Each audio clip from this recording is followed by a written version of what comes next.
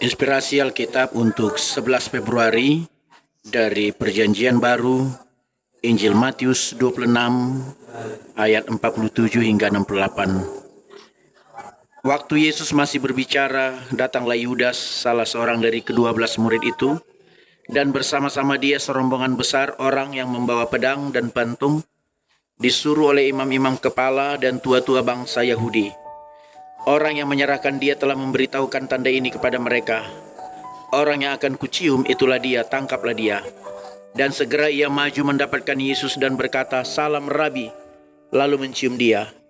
Tetapi Yesus berkata kepadanya, "Hai teman, untuk itukah engkau datang?" Maka majulah mereka memegang Yesus dan menangkapnya. Tetapi seorang dari mereka yang menyertai Yesus mengulurkan tangannya, menghunus pedangnya dan menetakkannya kepada hamba imam besar sehingga putus telinganya. Maka kata Yesus kepadanya, "Masukkan pedang itu kembali ke dalam sarungnya, sebab barang siapa menggunakan pedang akan binasa oleh pedang. Atau kau sangka bahwa aku tidak dapat berseru kepada Bapakku supaya ia segera mengirim lebih dari 12 pasukan malaikat membantu aku? Jika begitu, bagaimanakah akan digenapi yang tertulis dalam kitab suci? Ia mengatakan bahwa harus terjadi demikian." Pada saat itu Yesus berkata kepada orang banyak, "Sangkamu aku ini penyamun, maka kamu datang lengkap dengan pedang dan pentung untuk menangkap aku? Padahal tiap-tiap hari aku duduk mengajar di bait Allah, dan kamu tidak menangkap aku. Akan tetapi semuanya ini terjadi supaya genap yang ada tertulis dalam kitab nabi-nabi." Lalu semua murid itu meninggalkan dia dan melarikan diri. Yesus di hadapan mahkamah agama.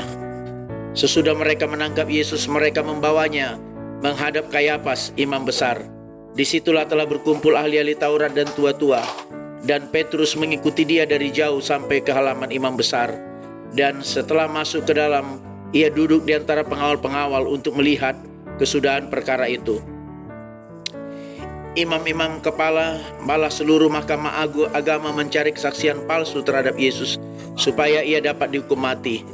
Tetapi mereka tidak memperolehnya, walaupun tampil banyak saksi dusta. Tetapi akhirnya tampillah dua orang yang mengatakan, "Orang ini berkata, aku dapat merubuhkan bait Allah dan membangunnya kembali dalam 3 hari. Lalu imam besar itu berdiri dan berkata kepadanya, "Tidakkah engkau memberi jawab atas tuduhan-tuduhan saksi-saksi ini terhadap engkau?" Tetapi Yesus diam. Lalu kata imam besar itu kepadanya, "Demi Allah yang hidup, katakanlah kepada kami, apakah engkau Mesias, anak Allah atau tidak?" Jawab Yesus, "Engkau tidak mengatakannya, engkau telah mengatakannya. Akan tetapi aku berkata kepadamu, mulai sekarang kamu akan melihat Anak Manusia duduk di sebelah kanan yang Maha Kuasa dan datang di atas awan-awan di langit." Maka imam besar itu mengoyakkan pakaiannya dan berkata, "Ia menghujat Allah, untuk apa kita perlu saksi lagi? Sekarang telah kamu dengar hujatnya. Bagaimana pendapat kamu?" Mereka menjawab dan berkata, "Ia harus dihukum mati." Lalu mereka meludahi mukanya dan meninjunya. Orang-orang lain memukul dia dan berkata, "Cobalah katakan kepada kami, hai Mesias, siapakah yang memukul engkau?" Inspirasi Alkitab dituntun oleh firman Allah. Yesus mempelajari kitab suci dengan sangat hati-hati. Hidupnya terbentuk dari apa yang dia baca. Dari membaca kitab suci lah dia mengerti apa yang akan terjadi padanya ketika ia ditangkap. Murid-muridnya mencoba untuk melawan, tetapi Yesus berkata, "Jika begitu, bagaimana akan digenapi yang tertulis dalam kitab suci yang mengatakan bahwa harus terjadi demikian?" Dia menjelaskan pada orang-orang itu bahwa tetapi semua ini terjadi supaya genap yang ada tertulis dalam kitab nabi-nabi.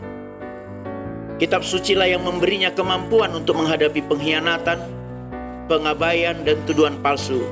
Dia mencontohkan bagaimana kita juga dapat mengatasi hal-hal ini dalam hidup kita. Yesus mengerti siapa dirinya dan misinya jelas karena ia telah membaca firman Allah. Dalam persidangan di hadapan mahkamah agama, di mana Yesus tampil sebagai korban tak berdaya, sebenarnya dialah sang pendiri bait Allah yang baru. Rujukan sebagai anak manusia adalah kutipan dari Daniel. Yesus mengerti ini sebagai janji nubuatan tentang dirinya, penderitanya yang akan datang, pembenaran dirinya dan kuasanya dari Allah. Yang ironis adalah hakim-hakim itulah yang sedang diadili. Seperti mereka, kita semua harus memutuskan apa yang kita pikirkan tentang Yesus. Haleluya. Kita melanjutkan pembacaan kitab Perjanjian Baru dari Matius 26 ayat 69 hingga Matius 27 ayat 10. Petrus menyangkal Yesus. Sementara itu Petrus duduk di luar halaman, maka datanglah seorang hamba perempuan kepadanya. Katanya, "Engkau juga selalu bersama-sama dengan Yesus, orang Galilea itu." Tetapi ia menyangkalnya di depan semua orang. Katanya, "Aku tidak tahu apa yang engkau maksud." Ketika ia pergi ke pintu gerbang, seorang hamba lain melihat dia dan berkata kepada orang-orang yang ada di situ, "Orang ini bersama-sama dengan Yesus, orang Nazaret itu." Dan ia menyangkalnya pula dengan bersumpah, "Aku tidak kenal orang itu." Tidak lama kemudian orang-orang yang ada di situ datang kepada Petrus dan berkata, "Pasti engkau juga salah seorang dari mereka, itu nyata dari bahasamu." Maka mulailah Petrus mengutuk dan bersumpah, "Aku tidak kenal orang itu." Dan pada saat itu berkokoklah ayam. Maka teringatlah Petrus akan apa yang dikatakan Yesus kepadanya, "Sebelum ayam berkokok, engkau telah menyangkal aku 3 kali." Lalu ia pergi keluar dan menangis dengan sedihnya. Yesus diserahkan kepada Pilatus. Ketika hari mulai siang, semua imam kepala dan tua-tua bangsa Yahudi berkumpul dan mengambil keputusan untuk membunuh Yesus. Mereka membelenggu dia lalu membawanya dan menyerahkannya kepada Pilatus, wali negeri itu. Pada waktu Yudas menyerahkan dia, melihat bahwa Yesus telah dijatuhi hukuman mati. Menyesallah ia, lalu ia mengembalikan uang yang 30 perak itu kepada imam-imam kepala dan tua-tua dan berkata, "Aku telah berdosa karena menyerahkan darah orang yang tak bersalah." Tetapi jawab mereka, "Apa urusan kami dengan itu? Itu urusanmu sendiri." Maka ia pun melemparkan uang perak itu ke dalam bait suci, lalu pergi dari situ dan menggantung diri. Imam-imam kepala mengambil uang perak itu dan berkata, "Tidak diperbolehkan memasukkan uang ini ke dalam peti persembahan, sebab ini uang darah." Sesudah berunding, mereka membeli dengan uang itu tanah yang disebut tanah tukang periuk untuk dijadikan tempat pekuburan orang asing. Itulah sebabnya tanah itu sampai pada hari ini disebut tanah darah. Dengan demikian genaplah firman yang disampaikan oleh Nabi Yeremia, "Mereka menerima 30 perak, yaitu harga yang ditetapkan untuk seorang menurut penilaian yang berlaku di antara orang Israel. Dan mereka memberikan uang itu kepada tanah tukang periuk, seperti yang dipesankan Tuhan kepadaku." Inspirasi kebenaran Alkitab. Kagumi bagaimana kemerdekaanmu tercapai. Yesus adalah pemerdeka yang tertinggi. Sejarah keselamatan mencapai klimaksnya dalam kehidupan, kematian, dan kebangkitan Yesus Kristus. Kita melihat di sini sekilas berapa banyak harga yang harus dibayar oleh Yesus. Dia disangkal oleh salah satu teman terdekatnya, dikhianati, diserahkan kepada penguasa Romawi, dikutuk. Yesus ditawan agar kita merdeka. Dia dibelenggu untuk memerdekakan kita dari hal-hal yang mengikat kita. Yesus datang untuk memerdekakan kita dari dosa, rasa bersalah, rasa malu, kecanduan, dan ketakutan.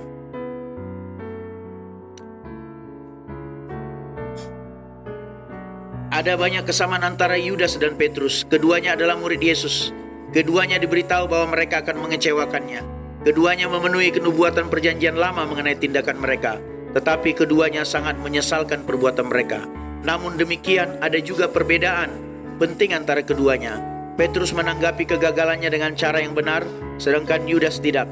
Seperti yang ditulis oleh Rasul Paulus, "Sebab duka cita menurut kehendak Allah menghasilkan pertobatan yang membawa keselamatan dan yang tidak akan disesalkan. Tetapi duka cita yang dari dunia ini menghasilkan kematian." Yudas adalah contoh dari duka cita duniawi. Dia mendatangi para pemimpin agama dan mengakui dosanya, tetapi mereka hanya membebani dia dengan rasa bersalah lebih lagi. Dia ditangkap dengan rasa penyesalan, tetapi sayangnya dia tidak dapat menyerahkan dirinya kembali kepada Tuhan, memohon belas kasihan Tuhan, dan menerima pengampunannya. Di sisi lain, Petrus adalah contoh dari duka cita ilahi. Petrus pasti begitu takut untuk menolak dan menyangkal Yesus 3 kali. Mungkin dapat dimengerti dia takut disalibkan dengan Yesus, atau mungkin dia memiliki keraguan sebelumnya tentang apakah Yesus benar-benar adalah seperti yang dia nyatakan. Tetapi ayam yang berkokok seperti dikatakan Yesus sebelum Petrus menyangkalnya, menghapus seluruh keraguannya pada akhirnya, dan itu membuatnya merasa putus asa. Dia pergi keluar dan menangis dengan sedih. Tak ada perasaan yang lebih mengerikan daripada hal-hal yang kita lakukan yang telah mengecewakan Yesus. Syukurlah ini bukan akhir dari segalanya bagi Petrus.